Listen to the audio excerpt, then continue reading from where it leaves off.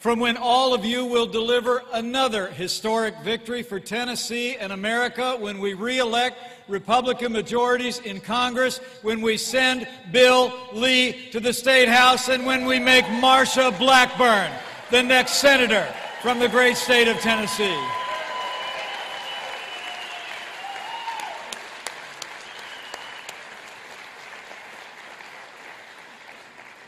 Thank you all for being here, and I want to thank Marsha for that. In fact, I want to thank her for both of those introductions. Marsha and I served together in the Congress, and she knows me well enough to know the introduction I prefer is a little bit shorter. I'm a Christian, a conservative, and a Republican in that order. And it is a great honor to be with all of you. Really is a pleasure to be here with Marsha, with Bill Lee, with Congressman Fleischman, Congressman Duncan, and all of you great conservatives from across this state. And speaking of strong conservative leaders, allow me to begin by bringing greetings from a man who loves Tennessee and the leader you voted overwhelmingly to make the 45th President of the United States of America. I bring greetings from President Donald Trump.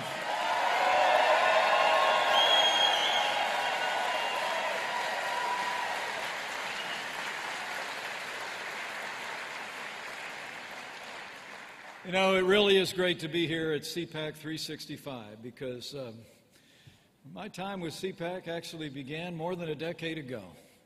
And this is an organization that has held up the arms of conservative leaders across America. And let's hear it for CPAC and the difference that they've made supporting the conservative cause for all these years. You know, it's the greatest privilege of my life to serve as your vice president. But I'm here today to talk about the extraordinary progress that we've made ever since Tennessee placed your trust in us in November of 2016. And I'm also here to talk about the choice that Tennessee and America face in just a few short weeks on November the 6th. Before I do that, while we're all here, I know our hearts are with our fellow Americans just one state to our east, people who've suffered from the devastation of Hurricane Florence. I know I speak for all of you gathered here when I say that we have in our hearts and in our prayers those family members who've lost loved ones in the wake of this hurricane, the devastation that swept through so many communities. We couldn't be more proud of our first responders, law enforcement, Coast Guard that made a difference and saved lives in North Carolina and South Carolina. Now, they begin the hard road to recovery, as the President made clear when he visited the Carolinas on Wednesday. Our message to those affected by Hurricane Florence is simple. We're with you. We stand with you, and we will stay with you every step of the way until the Carolinas come back bigger and better than ever before.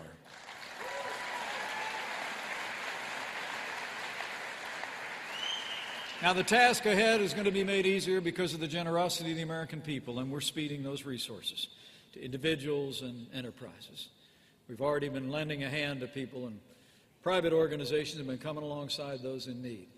But you know, the road is even going to be made that much easier because this economy is growing like never before. True. The truth is, because of the leadership that you've supported, because of the decisive action of our president and strong Republican majorities in the Congress, the American economy is booming. Jobs are coming back. Confidence is back. In a word, America is back. And we're just getting started.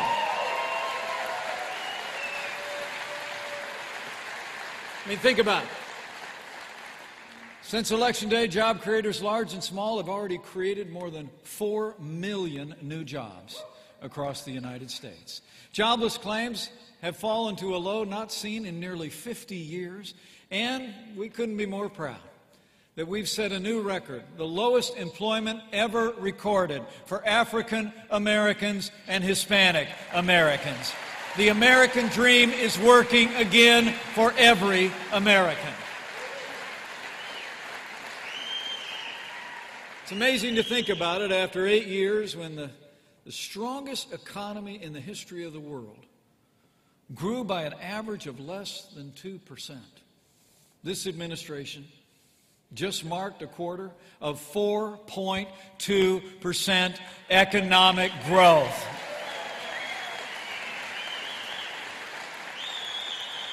I mean, the last 8 years, paychecks wouldn't budge. Wages for American workers are now rising at the fastest pace in nearly a decade. And middle-class incomes have never been higher in American history. The middle class is roaring back, thanks to the leadership of this president and our strong conservative partners in Congress. You know, I recently watched a news story. The president was out in Granite City, Illinois. He was out there announcing the opening of a steel plant. It was about 2.5 years ago when that steel plant shut down because of foreign competition. But the president stood there as the plant reopened. 800 workers came back to work. And I saw a fellow on television, and the president talked about it when he got back. Big, burly guy, had been out of work for 2.5 years.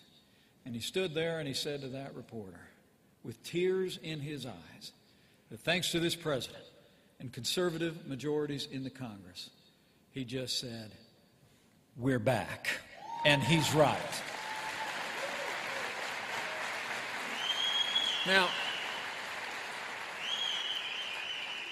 Now I did hear that our last president, Barack Obama, gave a speech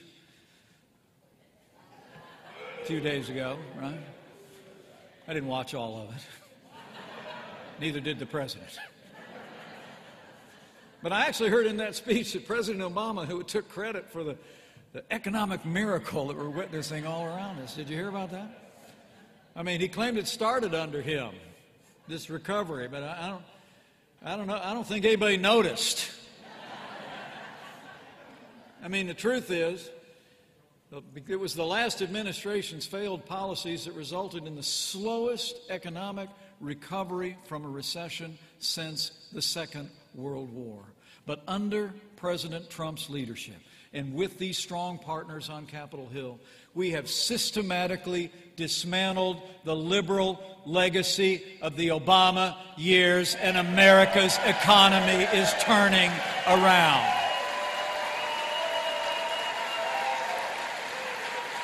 And think about it. Let's think about it. The last administration stifled our economy with an avalanche of red tape.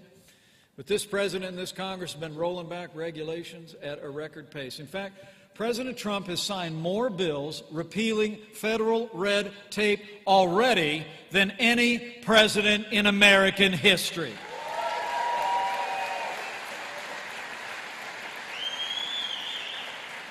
I mean, the last president basically declared war on American energy. This president's unleashed the boundless natural resources of this country. We approved the Keystone and Dakota pipelines. We put America first when President Trump withdrew the United States from the job-killing Paris Climate Accord. And under President Donald Trump, the war on coal is over.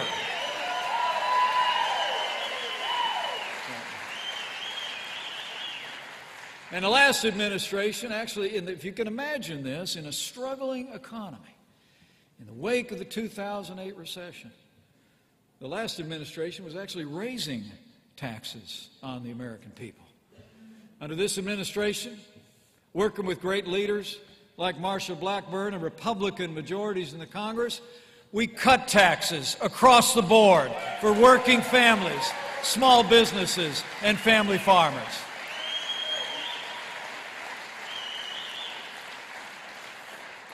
I'll never forget, we got that tax cut passed. It was late December, wasn't it, Marsha? And we had one of these signing ceremonies planned because Congress went home for the Christmas holiday, right? And we had a signing ceremony planned for the Rose Garden or something at the White House the second week of January. And I'll never forget, I got a phone call from the president. You know, we're together 3-4 hours a day when we're in Washington, D.C. And when we travel, we always talk early, talk late, or maybe both. But he called me up that morning. It was a few days right before Christmas. And he said, "I got this bill on my desk, Mike." And he said, "The plan is to sign it the second week of January. And I said, yes, sir, they're putting that together. We're going to have members of Congress back, have a big photo op in Washington, D.C. And he said to me, yeah, but I told the American people that I'd get their taxes cut before Christmas. And I said, yes, sir.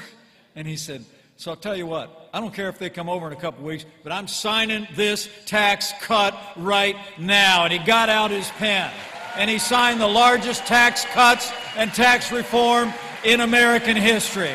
Now that's promises made and promises kept.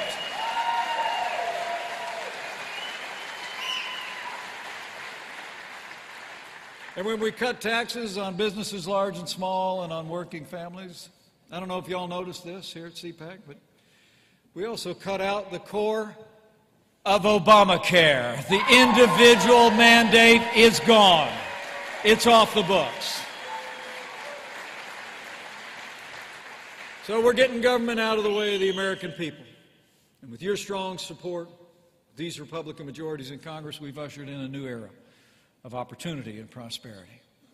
But as we gather here today, we all know, and this president knows, that security is the foundation of our prosperity.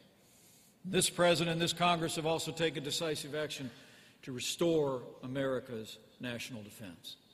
While the last administration was cutting funding for our armed forces, this president and this Republican majority in Congress have stood with us. And I'm proud to report to you that under President Trump's leadership, we just made the largest investment in our national defense since the days of Ronald Reagan.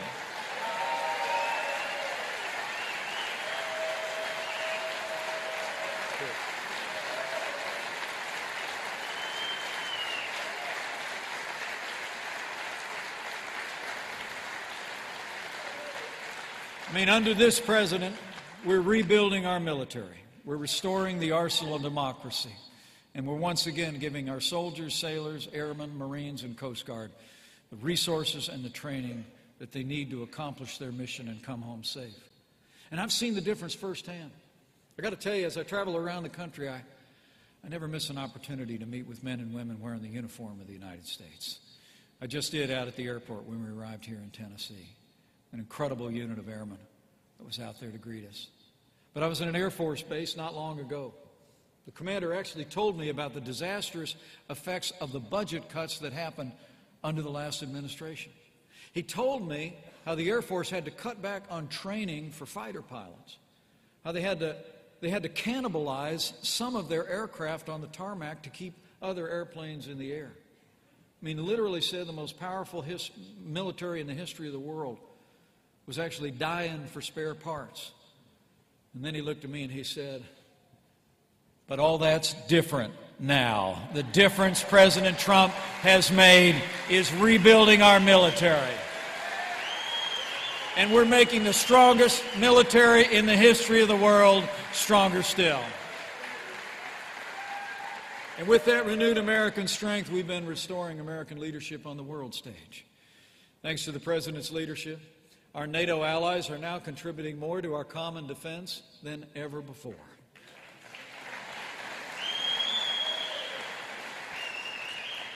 And unlike the past 4 administrations, President Donald Trump kept our word, kept the word of the American people to our most cherished ally when he opened the United States Embassy in Jerusalem, the capital of the state of Israel.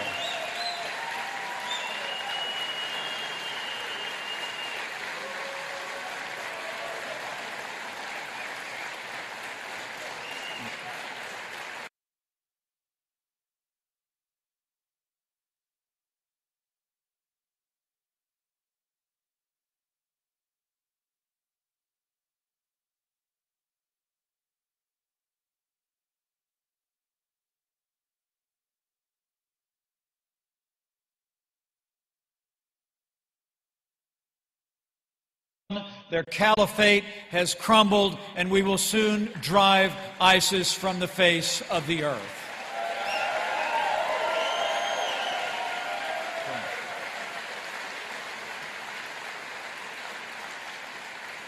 And here at home, Here at home, this president's been standing without apology for the men and women of law enforcement.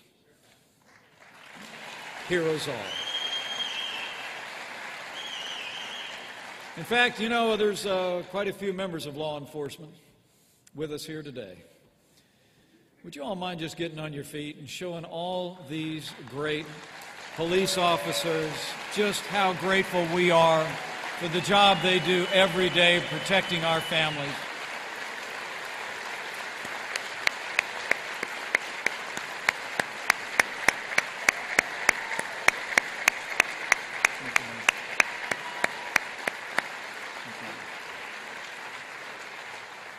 Thank you all.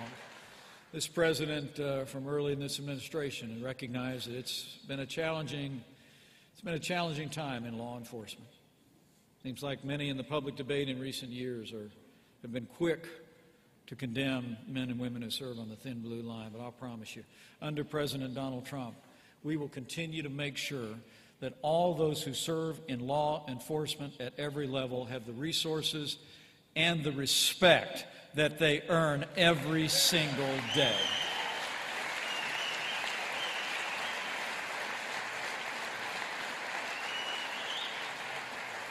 And we see some on the liberal left criticizing one particular agency of law enforcement that's out there literally risking their lives to enforce our laws. So let me make it very clear to you. Under this administration, we will never abolish ICE. We will stand with the men and women of immigrations and customs enforcement.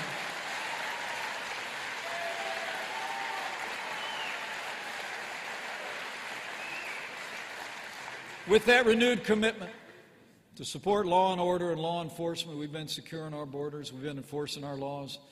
And I'm proud to report to you, with the support of Republican majorities in Congress, we've even started to build that wall on the southern border of the United States. And we're going to build it all before we're done.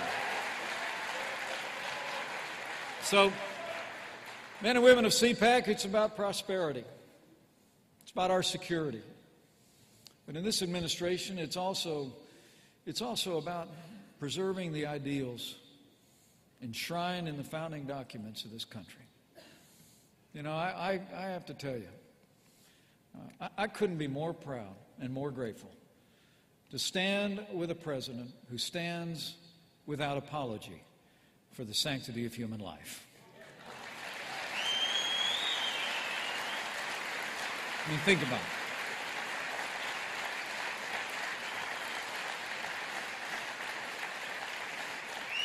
In one of his very first acts in office, this president reinstated the Mexico City policy so that our foreign aid dollars never go to organizations that promote or perform abortions. He withdrew the United States from the United Nations Population Fund, and because the American people should never be forced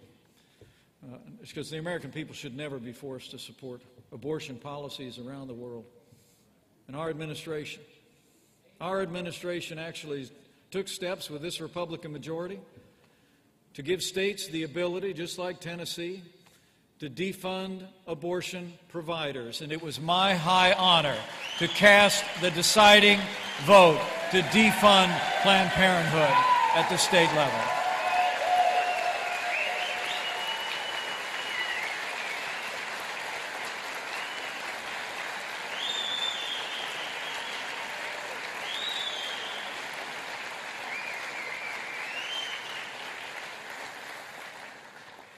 I mean, the truth is, this is the most pro-life administration in American history, and we're proud of our record. But this administration has also stood for our first freedom, the freedom of religion.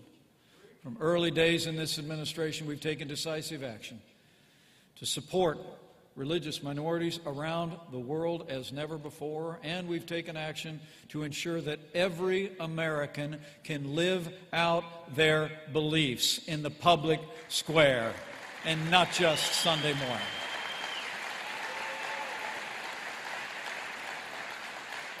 Now, to protect all the God-given liberties enshrined in our Constitution, this president's been keeping his promise to appoint strong conservatives to our federal courts at every level. In fact, in the last year and a half, President Trump set a record for the most Court of Appeals judges confirmed in the first 2 years of any administration in American history, and they are all principled conservatives.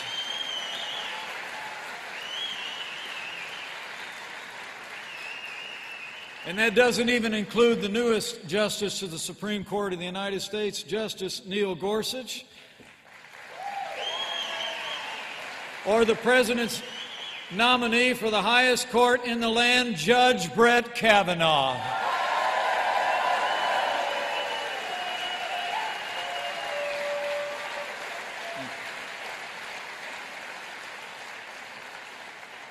Well, let me tell you, Judge Kavanaugh is a family man, a man of integrity, with a lifetime of service to this country.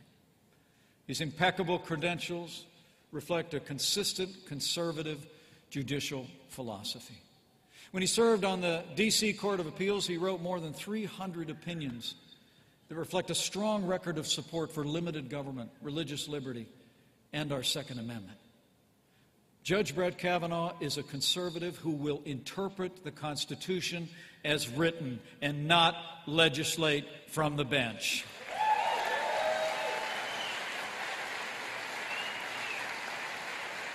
Now, President Trump and I are confident that the Republicans in the Senate will complete the confirmation process properly, respectfully, and in a way that treats all parties fairly. And I believe with all my heart that very soon, Judge Brett Kavanaugh will be Justice Brett Kavanaugh, and he will take his seat on the Supreme Court of the United States of America.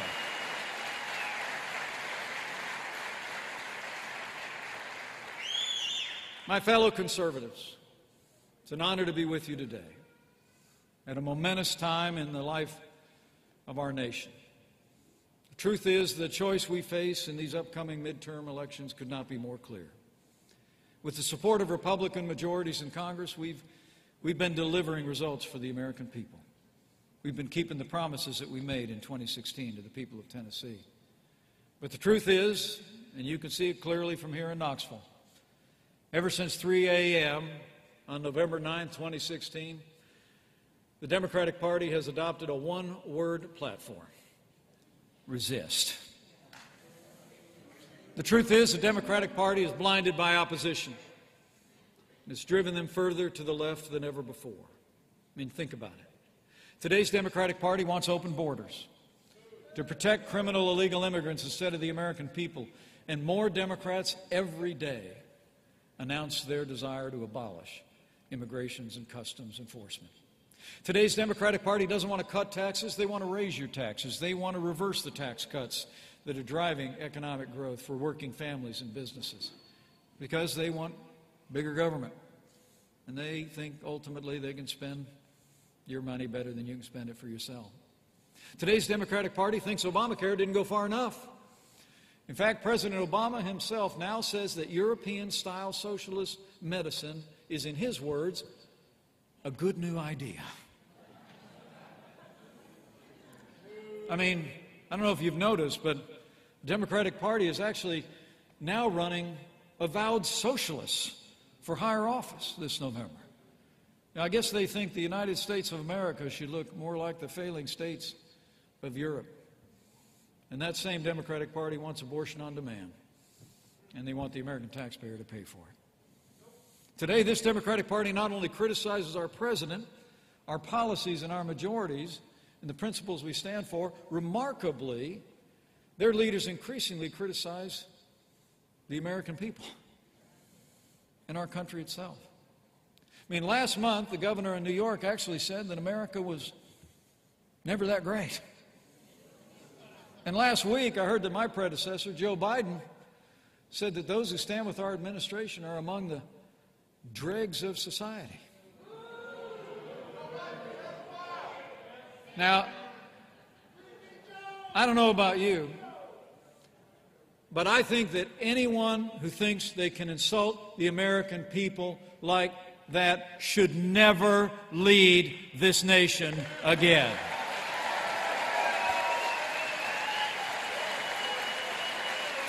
Not their people, not their party. I mean, they're talking about us, right? Okay? They're talking about farmers and coal miners, steel workers, hardworking men and women from across this country.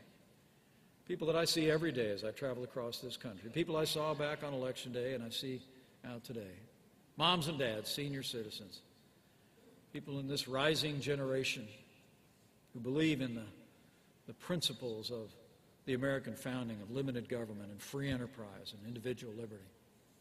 They're talking about a lot of members of our armed forces and heroes serving in uniform every single day. And they're talking about citizens of every race and creed and color who are all united simply around a belief that we can be stronger, that we can be better, that we can have a brighter future than we've ever imagined. And they've stepped forward to do something about it. You know, if today's Democrats think they can disrespect people of the country like that, and disrespect this country itself, I think this November we need to remind them who's in charge.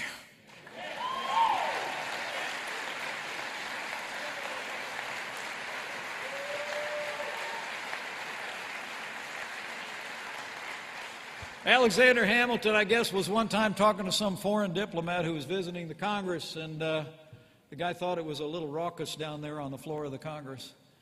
And Alexander Hamilton apparently turned and looked at him and said, "Here, sir, the people govern." Maybe we need to remind some politicians in the Democratic Party that those words are still true today.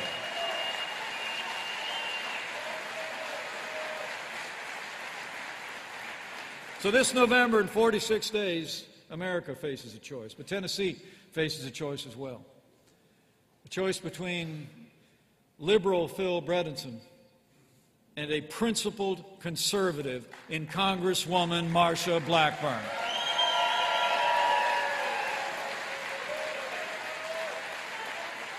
Now, Marsha and I are great friends. We served together in the Congress, and I can tell you, Marsha Blackburn is one of the strongest, most principled conservatives that I ever met and ever had the privilege to serve with. She's a tireless fighter for the people of Tennessee.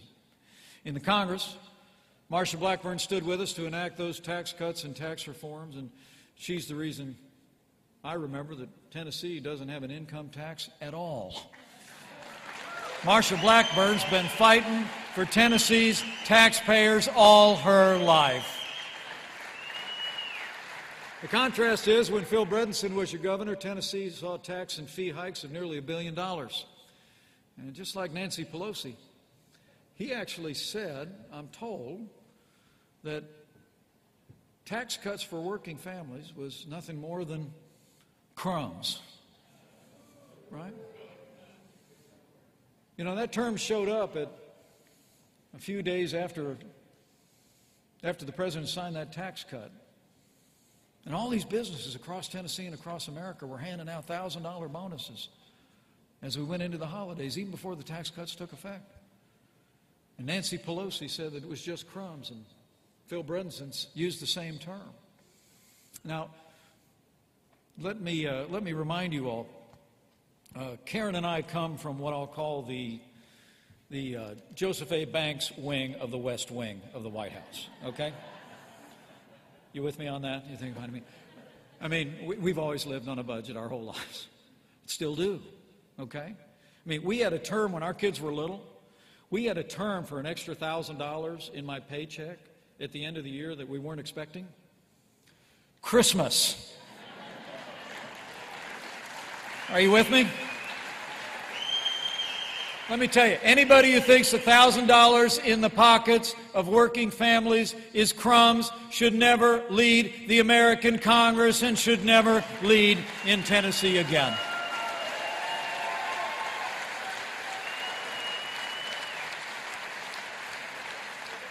And Marsha's been with us every step of the way. She stood with us to enforce our laws, to build that wall, secure our borders. Phil Bredesen, I'm told, doesn't think we should build the wall at all, and he has a long record of supporting illegal immigrants instead of enforcing the rule of law.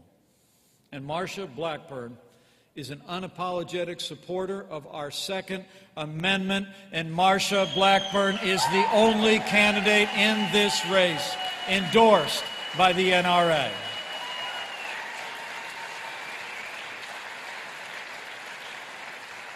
truth is, Marsha's going to fight for Tennessee every day, but I know Marsha's going to stand with our president and this administration on the agenda that we're delivering for the American people, just like she's done in the House of Representatives.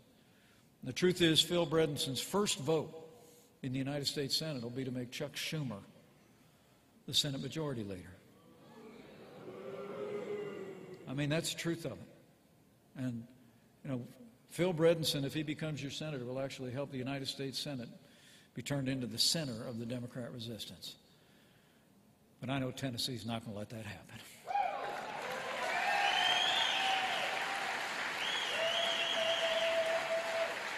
So on behalf of this president, on behalf of conservatives all across the country, we're calling on the volunteer state to deliver one more time this November, when you make Congresswoman Marsha Blackburn Senator Marsha Blackburn from the great state of Tennessee.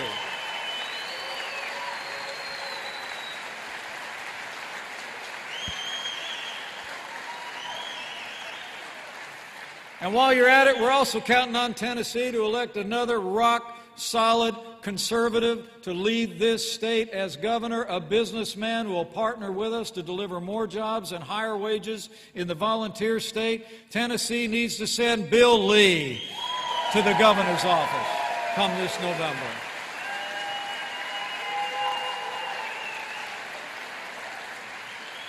Strong leader and a good man. My fellow conservatives, time's a-wasting. We have work to do. This is the moment. Now's the time.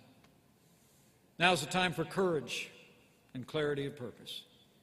Now's the time to relentlessly push this movement that many of us in this room have been a part of for decades forward to another historic victory. The truth is, the other side is mobilized and they're motivated, maybe as never before. They know what's at stake. The question is, do you? The truth is, to deliver another great victory for the American people this fall, we don't just have to match, we've got to surpass the enthusiasm of the American left and their energy and their passion. And that starts right here, right now, with all of you in the volunteer state. Okay? It's on. It's on, Tennessee.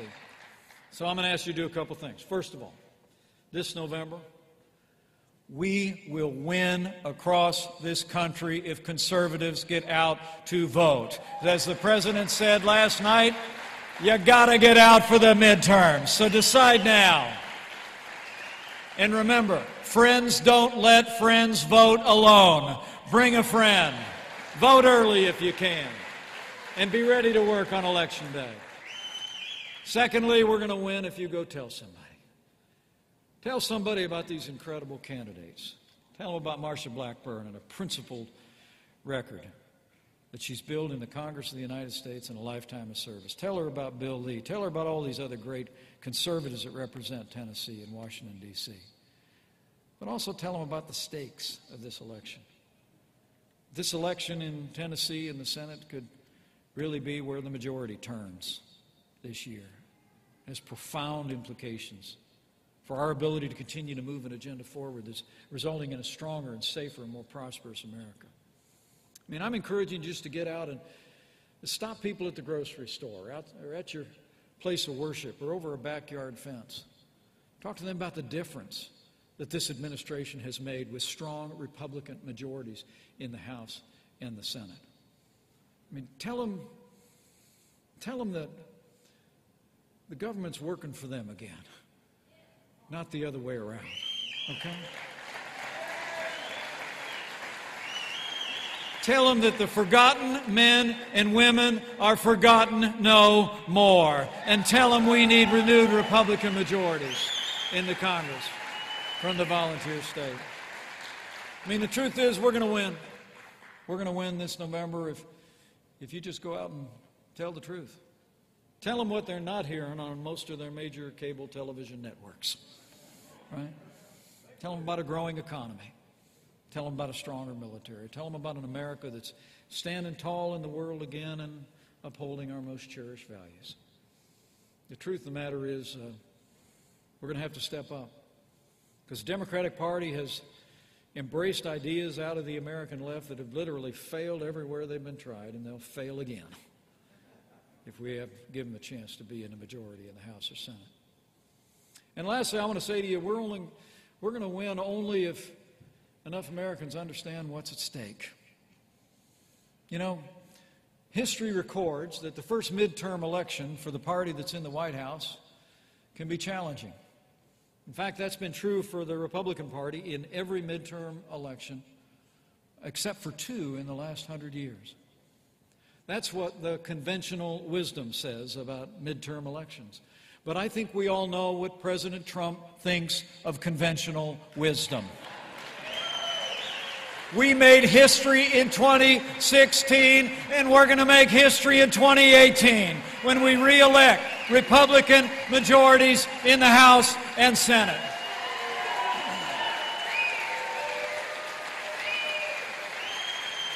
We're going to do it. My fellow conservatives, thank you all for being out here today. It's a joy to be with you all. America faces a choice this November. It's a choice, I believe, between a party that celebrates America and one who actually have leaders that demean the American people. It's a choice between those who say our nation's best days are still ahead of us and those who simply want to be back in power to manage American decline. I mean, as our 40th president used to say, it's not a choice between right and left, between conservative and liberal. It's really a choice between up and down. And I know with all my heart, the people of Tennessee and the people of America are going to choose to continue to go up to greater freedom, greater American strength, and greater prosperity. But it's going to take all of us to go do it. So let's steel ourselves for the challenges that lie ahead. Let's rise to meet those who would tear down what we've built together over the last several years. And as you go forward from here, I encourage you to go forward with faith. As you talk to your neighbors and friends across this great state, have faith in the people of Tennessee and the people of this country and their ability to choose wisely, to choose the path that will result in greater freedom and greater strength for America. Have faith in the leaders that have been elected, from this president to the leaders that are standing for election and re-election this year at every level. Have faith that they're men and women of their word who will do as this president has done from the first day of this administration to keep the word that he's made to the American people. And lastly, I'd encourage you, if you're so inclined, to exercise that other kind of faith as well. In these too divided of times,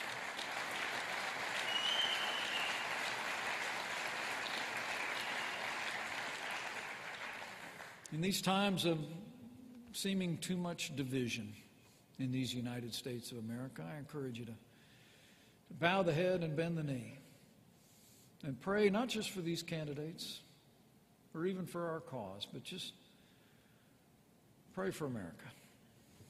Pray for all the people of America, that this shining city on a hill might continue to grow in strength and radius, that we might continue to renew our commitment to the ideals and principles that have made America the inspiration for the world. And as you do so, just remember that those ancient words that Americans have clung to in times much more challenging than these, that if his people who are called by their name, by his name, will humble themselves and pray, he'll do like he's always done through the long and storied history of this country. He'll hear from heaven, and he'll heal this land, this one nation, under God, indivisible, with liberty and justice for all. So pray for America.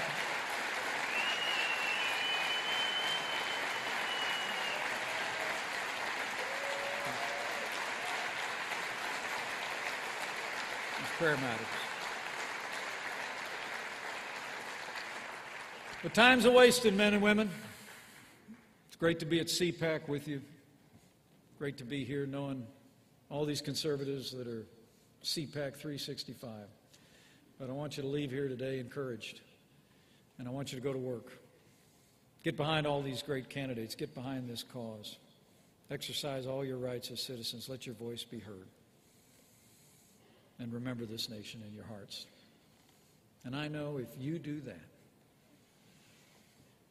with your continued support and with your efforts, with President Donald Trump in the White House, with Marsha Blackburn in the Senate, with renewed Republican majorities out of Tennessee in the House of Representatives, with Bill Lee in the State House, and with God's help, I know we will keep making America prosperous again. We will keep making America safe again. And to borrow a phrase, we will win in November, and we will make America great again. Thank you very much. Let's go get it done. Thank you, and God bless you, and God bless America.